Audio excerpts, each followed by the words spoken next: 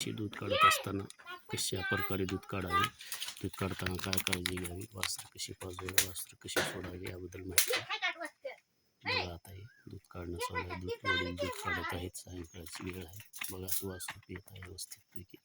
दूध काढतानाचे काही सूत्र असतात. वासरू सोडल्याच्या नंतर वासरू थोडं गाईला चिटल्याच्या नंतर पाना येतो. गाय पाना चोरून घेत नाही. वेळेवर दूध काढायचं. वेळेवर दूध काढलं तर लवकर पाना, वेळोवेळी दूध काढल्यावर दुधावर परिणाम होतो आणि दूध जास्त प्रमाणात हे होत नाही. अशा प्रकारे दूध काढण्याची पद्धत असते. वेळोवेळी दूध काढल्यावर दुधावर जरूर 100% परिणाम होणार, का तर गाईची जी दूध सोडण्याची क्षमता किंवा पाना सोडण्याची क्षमता असते ती क्षमता कमजोर होते आणि कमकुवत होते.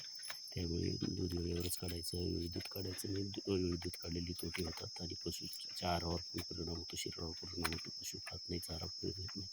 त्याच्यामुळे योग्य वेळी दूध काढणे, टायमावर काढणे हे अतिशय उपयोगी असते. दूध व्यवसायामध्ये हा महत्त्वाचं सूत्र आहे. वेळोवेळी दूध काढणे.